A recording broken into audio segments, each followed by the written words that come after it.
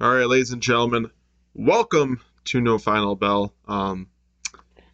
We're I starting this episode I on a hate bit of this. a I was gonna say somber note. it sucks to have to start on this. Everybody from Tinkle Sports and Entertainment wants to wish and pray for the Hamlin family Yes, as updates that he went from 100% oxygen or needing 100% oxygen to 50. Um, he is doing a lot better. He's still in critical condition, still in the ICU unit. But the road to recovery seems like a great one for Damar Hamlin, and we want to pray and respect everything that has come from, you know, unlikely sources like all other 31 teams of the NFL, even NBA players as well.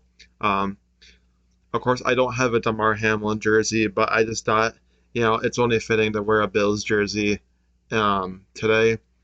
Um, of course, we are recording this on a Wednesday, which we usually do upload videos on Wednesday at 5 p.m. hmm Well, the team has announced that they are holding walkthroughs, practices. They're going to still continue on with Week 18 games. But as far as the Week 17 matchup between the Bills and Bengals, we do not know if that's going to happen or not. Um, of course, I can go on and say I think the best bet would be to cancel the game, as both teams are not going to be mentally okay to play in that game, even in Paycor Stadium, which is the name of the Bengals stadium. So um, I'm grateful that he's doing very well. It's gonna take a while, but he's a fighter. He's only 24 years old. Um, I would also like to pray. Not a lot of people are praying for T. Higgins as much as they are for Damar Hamlin. I would like to pray for T. Higgins as it's got to be tough on him because yeah, he is being super guilty and a lot has weighed on his mind these last 48 to almost 72 hours of the game. Um, He hasn't even left the hospital. He's been by Damar Hamlin's side throughout this whole entire experience. hmm. And that shows a lot of gratitude to T. Higgins. So, for anybody that's a Buffalo Bills fan and watches our show, I think the only fitting thing is to donate money to T. Higgins Foundation as well as Damar Hamlin's. Yeah, Because that shows a lot of character and a lot of strength yeah, from a player of his gratitude because if that was me in that situation, and it wasn't, football is a very tough and physical sport. It's probably one of the most physical sports of all professional sports in America. Don't get me wrong, every sport you can get hurt, but ultimately, football is the most, you know, hard grueling, hard hitting sport of all American professional sports, and I really do think that you know T. Higgins, as much as Damar Hamlin, we need to pray for both of them. yeah. Um, and I hate to keep on going up with more and more sad news to start off the show, but legendary voice of Impact Yes, has sadly passed away yeah. December 30th of 2022. Um, him and Mike Tanay. Mike Tenay were some of the most legendary. They were the best commentary team probably other than JR and Jared the King Lawler. Yeah. Well, I Honestly, mean, Mike Tenay and Don West were some of the most legendary voices of Impact Wrestling yeah. back I in their mean, glory day. I mean, because you think about it is like everybody says that JR was the voice of a generation in WWE, and it's like, well, what about Don West? Don West, along with Mike Tanay, was the voice of a generation they in were, TNA. they were. Like, so, Because every time you look at TNA, before it really switched over to being Impact Wrestling, yeah, And That's all you before can think about is Mike before Tenay and Don West being a commentary team. and even before the Bischoff and Hogan regime, Don West and Mike Tenay were holding it down in it's like Jason said, it really before they started transitioning more to Impact Wrestling. That's when Don West and Mike Tenay. So, and even more so, it's like what made Don West so unique is the fact that he didn't really know much about professional wrestling. So everything that he was calling was genuine and he was calling it as if it was the greatest thing that he had ever seen, which was probably very true at the time when he was calling the action and actually was seeing something for example, his legendary at this point call in TNA from I believe it was their first pay-per-view event ever. It was 2004. I don't remember the name of the pay-per-view, but it involved um, I believe it was Triple X because it was Daniels and Elix Skipper, and I believe they were going up against America's Most Wanted. I could be wrong. I don't exactly know like the but basically what you have to remember is Elix Skipper walking the tightrope on top of the cage and performing a Hurricane Rana to Chris Harris off the top of the cage, and Don West with his now legendary call of "You have got to be kidding me." So, and who could ever forget all the times that Don West uh, called Monty Brown matches with the pounce? Every single time that Don West called a Monty Brown match and said the pounce, it was like, oh man, it just made, you know, so. And basically, what makes it even more sad is the fact that Mike Tenay was the one that announced the passing of Don West before everybody else. Because basically, once Mike Tenay posted it, that's when it got around to all the that's when Impact Wrestling Twitter account shared the news. That's when AEW's Twitter account shared the news.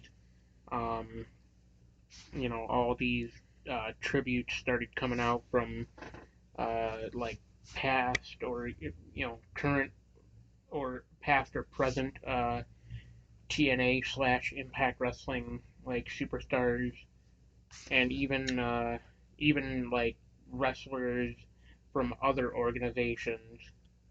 They started posting tributes on Twitter to Don West. So, yeah, Don West, a legend that is gone but never forgotten. I agree. Um, so we are going to go on to our normal show after that. I know to start off first 9 minutes or so of just, heartbreak and everything like that. But we're going to get on to our regular showing. This week is only going to be AEW Dynamite and Rampage. But to start off, Dynamite actually had a banger of a match between Bryan Danielson and Ethan Page. Honestly, it just shows you just how good of a wrestler Ethan Page is. We already know how good Bryan Danielson is. I mean, Yeah. we don't have to explain ourselves with that, but it just shows that with the right kind of push and the right kind of um, match types for Ethan Page that he can really go out there and show that he's a great wrestler. And but fortunately wasn't able to get the job done against Bryan Danielson, as Bryan Danielson beats Ethan Page to start off the night against on Dynamite there. to be honest with you, I mean, I stated it. Ethan Page, even when getting the opportunity for the World Championship, did really well. But Bryan Danielson, as you can tell, he's going to be the next one in line. You have a couple months to really build between Bryan Danielson and MJF, and I think it's going to be a great match at Revolution, um, March 5th at Chase Center. Of course, beforehand, they're going to be in San Francisco for Dynamite and Rampage. Um, but so next week's show is going to actually talk about Dynamite, Rampage, and Battle of the Belts 5, which is going to be, so they're going to have Dynamite from Seattle, and they're going to have Rampage and Battle of the Belts from Portland, Oregon, I think, something like that. So definitely be looking out for that. But couple weeks, we actually might get the clearance of Adam Hangman Page.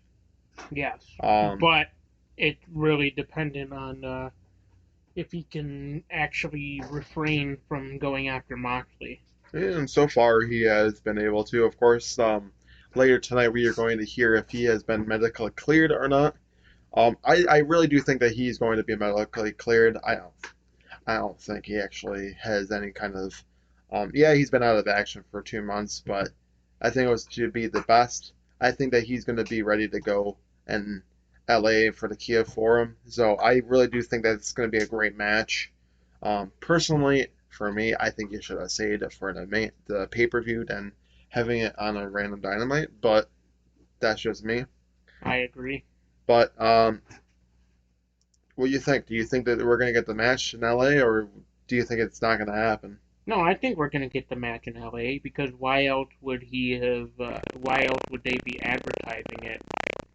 For one, and two, why else would Hangman and Moxley, like Moxley can say all he wants, but it really just comes down to Hangman. He's got to let Moxley talk, like, because once January 11th comes around, then Hangman is just going to let all that pent up aggression out on Moxley. Right. So we're gonna definitely see that match next week, and honestly, I really do think that Adam Hangman Page will go out there and probably beat Moxley. I don't know what that means for them what that means for both Jon Moxley and Adam Hangman Page going forward, but ultimately, I think we'll just have to keep on watching to see what is going to be next for both men. But speaking of Jon Moxley, him and Claudio Castagnoli face off against Top Flight in a pretty good match. We've said it multiple different times. Top Flight, when they're healthy, they're good. They're as good enough to be honestly the World Tag Team Champions. Yeah. And right now they have been putting on bangers of matches. They've been going up. I think honestly their popularity has been going up. The people are behind them. Why not pull the trigger and have them go up against the Acclaimed? But the problem is both teams are technically faces, so what are you going to be doing? Of course, we know what happened with FTR. They lost every championship that they've had. They lost the IWGP. Yeah, spoiler alert for those who haven't seen Wrestle Kingdom. So, not to kind of take off from the discussion of AEW real quick, but the main things to point out for Wrestle Kingdom, FTR lost their IWGP Tag Team titles, so in the span of basically a month, they've lost their Ring of Honor Tag Team titles at Final Battle. They've lost the AAA Tag Team titles at what was it? AAA's Campeones thing a week or two ago to Dralistico and Dragon Lee of the LFI. And which, by the way, speaking of Dragon Lee, he has signed a new deal with WWE, and honestly, people are kind of mixed people have very mixed feelings about that. A lot of people are like, "Oh, he's gonna do well in WWE," and a lot of people are like, "Oh no, Triple H is gonna misuse him." So, which is probably true. like, I'm willing to see what happens with it, but either way, It was kind of so just, I feel like it was just a signing so that an AEW couldn't have brought him in. that's exactly what it sounds like. Because I'm pretty sure Dragon Lee is a So brother of Roosh, right? yes, he is. Yeah, So, and so, that's the thing too, is they were not interested in Dragon Lee until he showed up in AEW, and then they're like, "Oh, hey, we need to sign this guy." yeah. So It's a ploy to just sign him, barely yes, use so him. then He'll probably be on TV every once in a while, barely yeah, use him, and then basically, then he's probably going to end up just being in the back and not even utilized, or probably end up on yeah. NXT or something like that. So getting back to Wrestle Kingdom talk. So yes, I FTR lost their IWGP Tag Team titles. Carl Anderson lost his never openweight title to Tama Tonga, Which makes sense which because he's in yeah, WWE and WWE does not really like their yeah. talent So to. all those people saying that WWE and New Japan were going to have a working relationship, where are you guys at now? Um, but also, uh, Kyrie had an interesting moment with little somebody that she kind of looks familiar, although she definitely changed up her look very much. Hmm. So to WWE fans, she was known as Sasha Banks. Outside of the company now, she is known as Mercedes Monet. And she's going to be challenging Kyrie in February in San Jose, California for a New Japan show at a New Japan show for that IWGP women's title. Yeah, honestly, I mean, Japan. I was even saying it. Japan could probably just have her because I don't think America really wants her right Well, now. To see, be that's honest the with you. thing too, is like nobody besides Japan, I don't think, really wants to deal with how much baggage she left behind in WWE. Hmm. So, because she did leave behind a lot of baggage. But to get back onto track here, Also, yes, so getting back on track, also, um, Kenny Omega is now your new IWGP United States champion for, I believe, the second time, either the second or third mhm. time, Kenny Omega is IWGP United States champion, defeating Will Ospreay. I heard it was a very like back and forth. It was a great match. Unless somebody like uploads it to YouTube or something, I still haven't seen the match. I also don't have New Japan World. I Here's the thing: if it wasn't for the fact that I have Impact Plus currently and Honor Club, I probably would subscribe to New Japan World. But at the same time, it's like I'm not that big into Sorry guys, I know I'm probably, but I'm not that big into New Japan. Like I'm sorry. Like every now and then I'll catch some stuff, but I'm just not that big of a fan of New Japan. But actually, also, I'm pretty sure they were saying that if for some if somehow you didn't catch anything from New Japan for Wrestle Kingdom, Access TV at some point will actually show a few matches from Wrestle Kingdom. So I'll have to tune it. I'll have to look out for that after Impact Wrestling and actually watch it on Sling or whatever, because Sling is the only one that actually has Access TV. So, but yeah. Regardless, those were the big talking points of Wrestle Kingdom. So Right, and so to talk about this match, yeah, Blackpool Combat Club, John Moxley and Claudio Castagnoli do beat Top Flight, but that ultimately, finish, man. Yeah. That was nuts. Basically, Darius Martin like slapped Claudio across the face. Claudio got a little Oh, heated, yeah, honestly. and Yeah, he took his so mouthpiece out and just if people don't understand what's going on with that, it looked like Darius Martin, even though it didn't look like it was super hard, apparently he slapped him for real.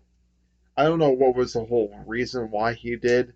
I would think it was probably because of what happened with Dante outside of the ring, but Darius um kind of did that, and then Claudio's like, okay, you wanna go for real? Took the mouthpiece off, gave him a legit uppercut, knocked him the hell out, and pinned them 1, 2, 3, and that's how they won. So I hate to say it, that just proves to you don't fuck with Claudio Castagnoli because he's gonna give you a nice receipt that's gonna tell you to calm it down, well, young I one. mean, just look at the Blackpool Combat Club as a whole in general.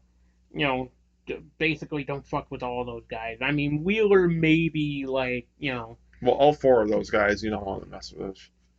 But ultimately, okay, I if I think out of the entirety of Blackpool Combat Club, maybe the three that you don't don't say fuck around and find out with are Brian Danielson, Claudio, and Moxley. I think the only reason why you don't really see Brian Danielson as much with the Black Bull Comic Club is because he's very focused on trying to go after MJF, and I think that's the main reason why. Because Moxley, Claudio, and Wheeler, I would love to see them eventually go after those World Trios Tag Team titles, where That would be Brian nice. where Brian can kind of be focused on like the world and title scene and everything like that. Yeah, To be honest with you, because I think Brian doesn't need to be along the ride with the Black Bull Comic Club. Wheeler, I mean, yeah. yeah, he's the pure wrestling champion, and he's probably going to be used on ROH, but ultimately, I think he should be also on AEW with the World Trios scene. But ultimately, it sucks the Top Flight lost here. Honestly, it kind of made no sense to have them lose because I would think that you really want to try to ride them high, especially after winning that Trios match with AR Fox. Yeah, exactly. Ultimately, um, I feel like they just gave them that moment and really because haven't been able to speaking capitalize of on AR it. Fox, he is going to be facing later tonight. I think he's actually facing up against one of the Black Bull Comic Club. So what it seems like to me is that Hmm. Black Bull Comic Club is involved with Top Flight and AR Fox in some way, shape, or form. I don't know. Have them in Ultimately, a trios rivalry. I mean, I would have to look and see, but I'm um, pretty sure it's. I have to look and see.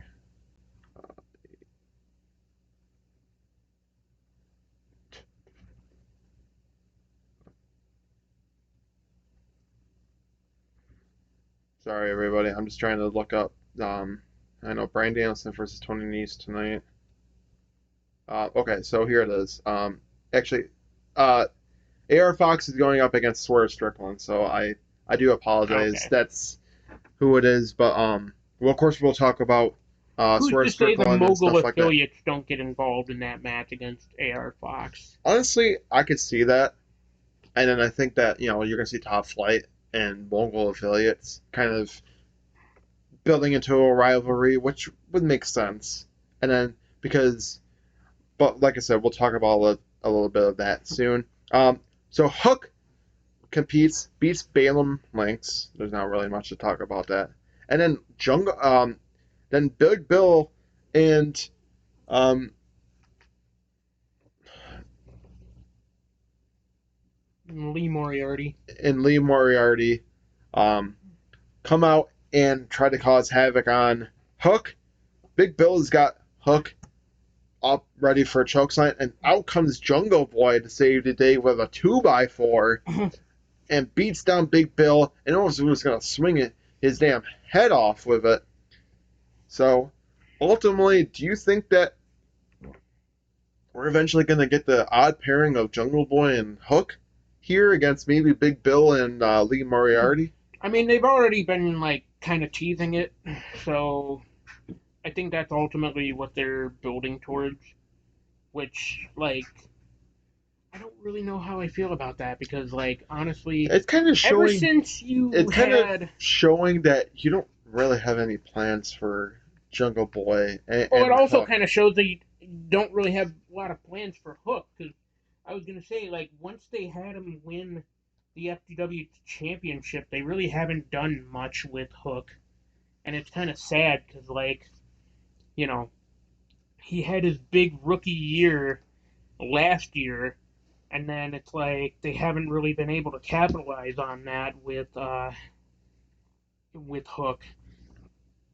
I mean, and it's funny too because like we were saying a lot last year is that like, oh, they're doing more with the FTW championship and Hook than like the TNT title when Wardlow was still the champion. And And now now they're look doing at more with a TNT championship with the with Samoa resurgence of Joe. Samoa Joe, and now they're not doing anything with that TW Yeah. championship. I mean, at the same time, it's like I look at it as like that, kind of how it should be. But at the same time, it's like don't forget that you have Hook as the FTW champion, and even just in general, like don't forget that you have him on the roster and you can actually utilize Right, exactly. to his So full potential. ultimately, I think this is going to lead into a future match with Jungle Boy and Hook against Lee Moriarty and Big Bill, because honestly, we haven't really seen much of Big Bill on AEW. I mean, I think he's currently signed with All Elite Wrestling. I would think so, but I haven't seen anything official about it. So I would think that he's going to be more utilized with ROH and stuff like that too. But I don't know. I don't know what's truly going on with Big Bill. I would think that right now he's not currently signed. He's kind of just there. Um, if this is ultimately going to like lead into all them building up into ROH, then fine, because Jungle Boy you really haven't used much on AEW, but maybe you can use them for ROH. Same thing with maybe Hook. I don't know. I mean, I'm just getting out like what is the true motive here? Because I know Leah Moriarty is on the roster. I know Jungle Boy is Hmm. on the roster. I know Hook is part of the roster. Yeah, But right now, Big Bill is not like a part of the roster, to my we haven't knowledge. seen an official like graphic for him, but So I I'm need to pretty know. sure he's I signed. don't know like what's really going on with this. I would think Yeah. hey, he's signed, but I this is going to lead into a tag team match. I think honestly, and I guess I would be all for it. I guess. Um, so Chris Jericho claims that later tonight he will school Ricky Starks. Thoughts? Um, I would like the outcome to be Ricky Starks beating Chris Jericho, but I really do think that personally, I like think this is Chris going to Jericho will get the ultimately win lead because of into. JAS. Yeah, I really do think that ultimately this is going to lead into Ricky Starks turning heel and joining the Jericho Appreciation Society because um, why else would you have him having a program with Chris Jericho with not having him join the Jericho Appreciation Society? Ultimately, I think this is going to lead into something with him. I don't know who it's going to be against. I don't know if they're going to build him into anything, but ultimately, I kind of like where they're going with Ricky Starks. At least they're giving him an opportunity to, be showcased on Dynamite. So we'll happen to see. But ultimately, I don't know if Chris Jericho's really going to truly school him. He might, but who knows? Maybe he'll lose again. I know exactly. Okay, you know what? Actually, no. Maybe I will see. Maybe Chris Jericho will school him because ultimately, I really do see that Ricky Starks and Action Andretti having a program with each other that's leading into the pay per view. I know we've talked about it on the show before, but ultimately, I think that's what's going to be the plan. We'll see. At least for now, I think what's Unless they're going to have Ricky Starks and Action Andretti going up against like Chris Jericho and say, I don't know, for instance, Jake Hager or Sammy Guevara or something like that. And like a tag team match is going to lead into the pay per view or something like that. Who knows? Um, it could go either way. This could really go into the swing where it's going to be Ricky Starks joining the Jericho Appreciation Society and going up against Action Andretti, or teaming up with Action Andretti to go up against Chris Jericho and said partner. I mean, honestly, I think what they should do, at least for now, is just have Action Andretti out, like selling his like fireball to the face from the Wizard Chris Jericho, Mm. but also ultimately I think it'll be Well, he's been selling it. That's why we haven't been seeing him. well, yeah, I mean, but I think ultimately um, you should wait a little while until Action Andretti is at least like quote unquote healthy enough to actually like come back and build to a tag team like program with Ricky Starks against members of the JAS, whether it be like Jericho and Hager, like you said, or even Jericho and Guevara. I mean, we'll happen to have to see. Just like everybody that watches the show, we'll have to wait and see what happens. Um, but ultimately, so we get on to their next match, the Elite in the Triangle in match 6, which is a false count anywhere match. I tell you, man, these matches are some of the best matches that have been happening on Yeah, Dynamite. Um, it's gonna suck that it's gonna be the final match yeah. of the saga later tonight.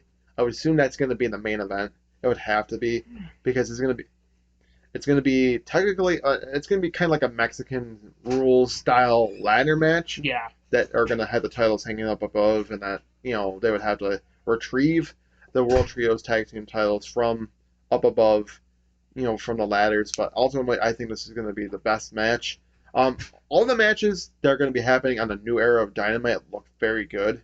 I think this is gonna be a fresh start for a fresh year, a fresh start for Dynamite. I'm hoping so. I mean, yeah. I've even seen that apparently they're gonna have like a new set for Dynamite on top of like the new intro and like cool. we're pretty much we're they're pretty much ushering in like It's in something every they sense of kind the of word a need. new era for It's Dynamite. kind of something what that they need because maybe if it can bring bigger eyes to the product, that'd be perfect. Because I mean, no offense to Dynamite, but they Unfortunately, haven't had yeah. really bangers as of late. So if they can really bring Unfortunately the though, energy and the bangers like they did when they first started as a yeah. company, I would be all for it. Unfortunately though, I don't think they're really gonna get eyes like that unless they bring back CM Punk. Which I mean, Ultimately, I'm say what hoping you that will doesn't. about that, but I'd rather not have him back in the locker room like that because Chris Jericho said it best. I hate to say it, and I'm probably going to upset a lot of like CM Punk fans and everything like that, but ultimately, Chris Jericho said it best. He's a cancer to that locker room. Yeah, he is. But ultimately, in the end of everything that happened in that match between Death Triangle and the Elite, I've said it multiple times here, and I knew that it was going to happen at Elite or was going to force a match 7. Because why else would you announce it being that kind of match if it wasn't going to be that way? But ultimately, I think this is where the road is going to end for the Elite. I think that Death Triangle is going to win later tonight, Hmm. recapture. Because why not? I mean, their luchadors are going to be in the Mexican style match. Why not have them have the advantage in that sense? But ultimately, I just think that it's going to be that kind of match. You would have to get it. I think you should give this match like 30 to 45 minutes at tops. Yeah. But you have so many other matches and so many other things. You want to give that match some time. I Well, don't say that's you rush it. Ultimately I say you breeze through a lot of the talking and then get into the match because even last Dynamite, like I'm reading it here. There's not really much talking. There's mostly matches. If they can keep that going up with AEW Dynamite and Rampage, personally, I would be all for that because you built this company on being different from WWE, then you need to be different from WWE, which means yes, you can have promos, but less talking, less promo work. yeah. Let the talking be done in the ring. Right. Um, which it felt like this past week's Dynamite was something like that, which is nice. If they can have that going forward, where it's like a lot of matches and stuff like that, which seems to be the case for later tonight. They have a lot of matches. Yeah, we'll hear from here. MJF will hear from Moxley. But most of it, if you look at it, it's mostly matches, which is perfect for me. Mm-hmm. But yeah, the Elite 4-seed match, 7. But who do we think will win? I said who I said. Who do you think is going to win tonight? The Elite or Death It's Triangle? going to be the Elite, man. It's going to be the Elite. Like, whether you want to admit it or not, it's going to be the Elite. Because, honestly, why would they build to this, like, huge comeback, and why would they force a match 7 if it's not ultimately going to go to the Elite? And even just in general, like Death Triangle have had their reign with the trios titles. Like, let the Elite have their true, proper reign with those trios titles. Right. Yeah, I mean, you have a lot of. I kind of like your valid points there, but ultimately, I just think that Death Triangle make the most sense to keep those tag team titles. Um, Ultimately, what I would love to see too is Kenny focus on, I don't know, maybe being a singles guy, and then the Young Bucks maybe focusing on trying to be in a tag team division. But ultimately, if they do win, maybe they can um, focus on being the World Trios Tag Team Champs. But ultimately, if it is the Elite, what do you do with Death Triangle going forward? I mean, I would think the Pac can probably be back as like a singles guy, and then you can have, um, I don't know, Penta and Ray Phoenix, being in the tag team division or something like that, because you need a lot of tag teams to try to go after those world tag team titles. Because right now, Yeah, right now the tag team division is kind of like growing, like not growing stale, but at the same time it's like, it kind of is growing stale. And right, it's just sad too because like the main focus as of late has been on the trios titles, and it's like, not that that's a bad thing, but at right, the same time it's like, don't forget about your like duos tag team. You know, I know. But ultimately, before we get into our main event, we had Ty Mello Ty and Anna JAS. JAS going up against Ruby Soho and Willow Nightingale. It kind of looked like that Ruby Soho and Willow Nightingale were going to get it together and be able to beat Ty Mello and Anna JAS, but unfortunately, that's not what happened. Ty Mello and Anna JAS win, but I think it wasn't like a roll up or something like that, or some kind I of think so. like Like one of stupid those. way of winning. But ultimately, yeah, that's what happened, and um, it just sucks because Ruby Soho just can't catch a break. Yeah. Um, she always seems to be losing these kind of matches that she should be winning, and it sucks. Um, Same thing with Willow Nightingale. It just seems like that there's not really much promise, and she's not getting really any big wins on Dynamite, and that kind of sucks. Well, But hopefully the plan with Willow is they're gonna like pretty kind of much before she even use her mostly on ROH. yeah, Yeah, that might be the plan. because not for nothing, like that's kind of where she got her like start. Right. So because she pretty much she was at Supercard of Honor. She faced Mercedes Martinez at the time to become the interim, uh, or to attempt to become the interim Ring of Honor Women's Champion, and then ultimately you started seeing her more and more on AEW, which wasn't a bad thing, but Right. it's like she challenged Jade like what was it, twice for the TBS title, and it's like if she was to go up against Jade a third time, it's like give her the TBS title at that point. Right. So we got into our main event, Samoa Joe and Wardlow. But before the match even happened, Wardlow got beaten down by Samoa Joe with a lead pipe. Yeah, We didn't know if Wardlow was going to be out there. We didn't know what kind of status that Wardlow was going to be in this match. Well, yeah, he actually went out there. Wasn't 100%, but was able to get through the match as much as it just goes to possible. show you how committed he was to trying to reclaim that. It's Exactly. like, okay, but where was that fire for the entirety of your reign? Like, where was that, like, if you were truly, I mean, granted, it's not entirely his fault, it's mostly down to Tony Khan's fault for failing to, like, capitalize on Wardlow's momentum as the champion and, like, failing to Right. give him, like, a good, credible Now, opponent. I will say that But, this match between Samoa Joe and Wardlow was really good, honestly. Really back and forth, great main event.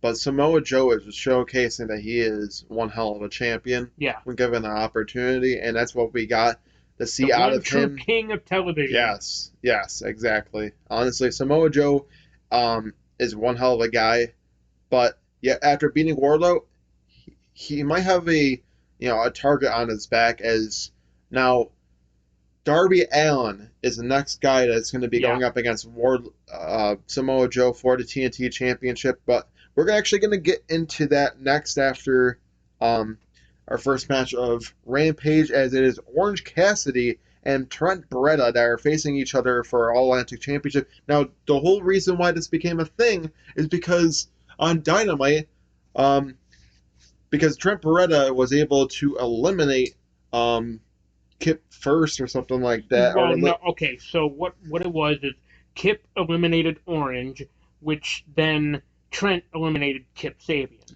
So under that logic, that's why Trent Beretta was like, well, if under that logic, I should be getting the title shot against Orange, and Orange is like, yeah, okay, they kind Trent. of that kind of makes sense. And he's like, yeah, that makes sense. And then, but and ultimately it kind of doesn't because if Kip Sabian was the one that threw out Orange first, he should have gotten the title shot, and I then Trent agree. Beretta. And then, yeah, I But agree with that. But ultimately, ultimately, it kind of worked itself out it kind of because did work itself out because Trent now Beretta Trent Beretta, got his title shot, and then at now Battle of Kip the Belts Sabian, yes. 5, it's going to be Orange Cassidy versus Kip Sabian for the All Atlantic Championship, which I kind of called, and I figured that was going to be happening because why else would you have it this way? And then, Honestly, what I feel like they're gearing towards, and like as much as it would suck to end Orange Cassidy's reign, I think ultimately what's going to happen, since he's going to DDT in Japan, I think ultimately at Battle of the Belts 5, Kip Sabian is going to become the All Atlantic champion. Orange Cassidy was going to TDT. No, no, Kip Sabian is. Oh, And so I think ultimately, to really like, he might actually start like possibly defending that title in DDT in Japan and like actually start like, and more than likely with Kip Sabian, they'll do no. what they See, did with Pac in the All Atlantic personally, title and I start don't. like airing his championship defenses on Dark. No, I don't see that happening. I don't know if they want to have the All Atlantic Championship being defended outside of AEW. Yeah, that's what was happening at first, but I just don't I think mean, that's what's going honestly, to it's be a cool happening. idea, though. It's a cool idea to have the title be defended in other promotions, I mean, even if they're like small indie if it promotions. does happen that way, it'd be cool. But yeah, I mean, I guess ultimately we did say that Orange Cassidy did beat Trent Beretta, which kind of figured that was going to happen. But um, there was definitely some times where maybe Trent Beretta was Hey, gonna actually, dogs up there. win against Orange, but um, it was kind of funny because even when Trent Beretta went out of the or Orange Cassidy went out of the ring, freaking Danhausen was Oh yeah, beating him down, but I'm hoping Trent Beretta's all right because he kind of went into um his head kind of hit into the barricade pretty hard. yeah. I'm hoping he's going to be all right after that. But ultimately, it I'm was a sure he great will match be. between each other to But start off Dynamite. I mean, to start off Rampage, my bad. But yeah, ultimately, Orange Cassidy is still your All Atlantic Championship, which ever since giving him that belt has been looking really, really strong and really, really good. as a secondary championship to the TNT Championship. Um, so moving forward, Sting wants Darby to only focus on himself and win the TNT Championship back. Thoughts?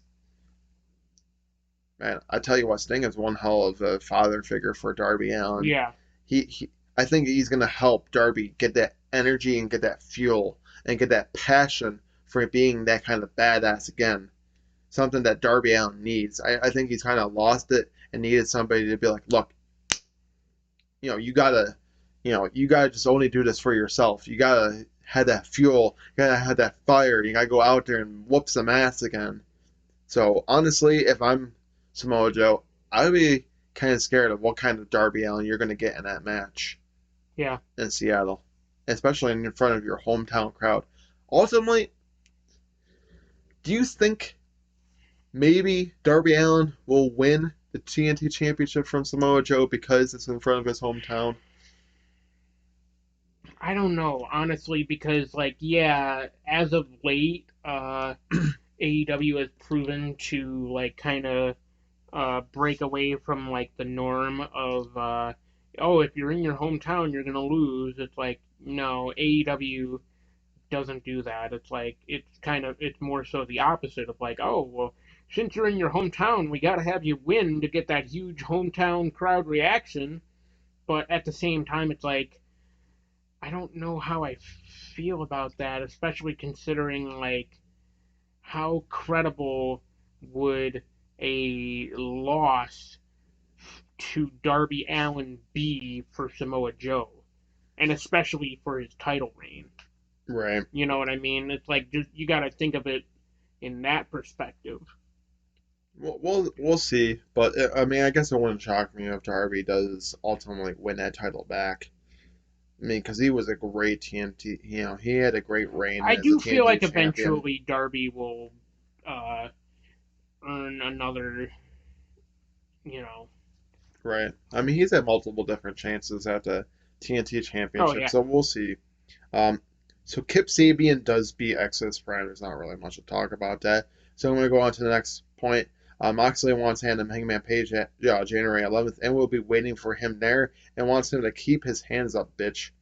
Um, Ultimately, I think that match is going to happen, but as far as the keep the hands up, bitch, I have no idea what he meant by that, honestly. I So think he's ultimately saying oh, hey, be ready if for you, a fight, pretty well, much. pretty much also it's like, if I'm Protect coming at you with yourself. a quote, yeah, basically. So, Jade Cargill, there's not really much to talk about this one either. She beats Kiera Hogan to retain the TBS Championship, but looks like Red Velvet has laid out the challenge for Jade Cargill as she goes up the ramp and doesn't even follow Jade. Thoughts? Is it about time? Yes. It's about time that they face off against each other. But could Red Velvet be the one that actually takes the title from her? I mean, I don't think so. No, ultimately Oh, what they're she's going to lay out the challenge, yes. And I think it's going to be, the kind of challenge that we need because it kind of goes full circle with Jade Cargill and Red Velvet anyway.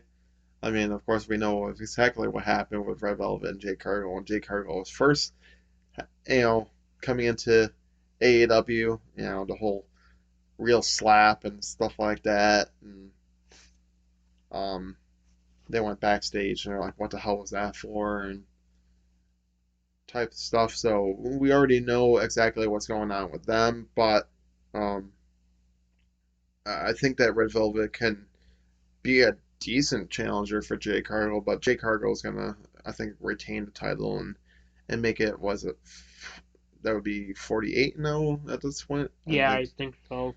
Either so. way, what they're gonna do with Jade is, like I said, they're ultimately going to build her up to 50-0 I think before they're gonna be eventually. waiting for Chris Statlander to come back, which ultimately it might be sooner than later. Because it's kind of proven at this point that Sasha's not going to be the partner for Well, Saraya. never. Well, don't count it out entirely though, because a lot of people were pointing out that oh yeah, just because she's uh signed to New Japan or whatever, she's only signed for a few dates anyways.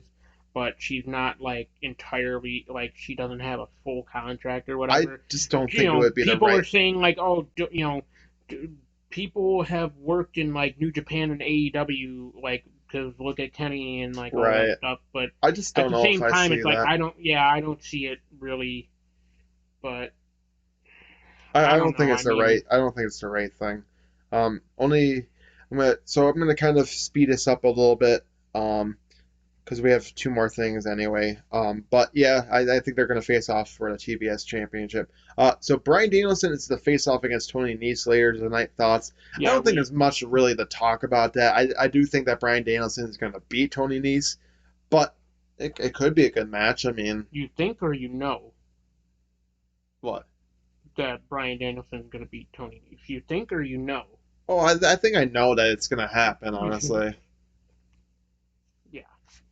Honestly, I know that's gonna happen. Like, there's no ifs, ands, or buts about it. Bryan Danielson is gonna beat Tony Nese later tonight, but I it mean, could it's still not be to a say that it I could still think be a good they're. match. Yeah, I was gonna say it's not to say that I don't think they're gonna like It's probably gonna drag it out it's and probably gonna have it be back start and the night, forth. honestly, Yeah, more than likely. But but who knows? And then Swerve Strickland and Wheeler Yuta, man, that was a really great main event on Rampage, honestly.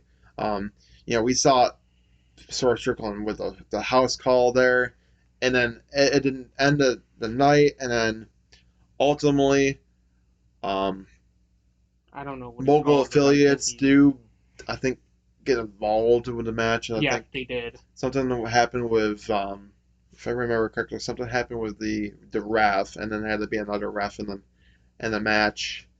Um, oh, I do know that there was actually I forgot I know exactly what we forgot to talk about with the Elite um and Death Triangle. There was actually in the match there was two refs, Yeah.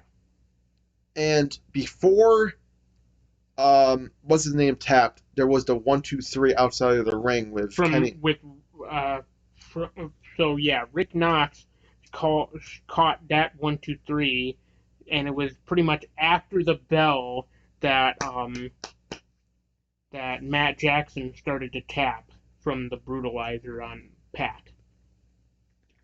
A little bit of controversy behind that finish.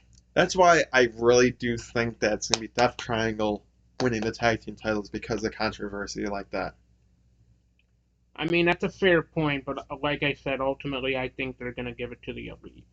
They probably will, but ultimately at the end of the match between Swerve Strickland and Wheeler Yuta, Swerve actually does beat Wheeler Yuta, which is a little shocking.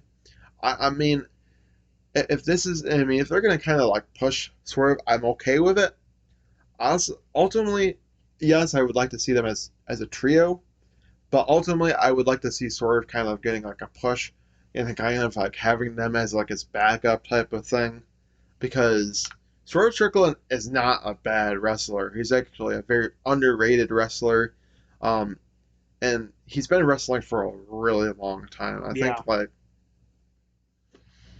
Yeah, Shane Strickland in general has been like wrestling for a good amount of time before he even became Isaiah Swerve Scott, and even before, like, coming back as Swerve Strickland.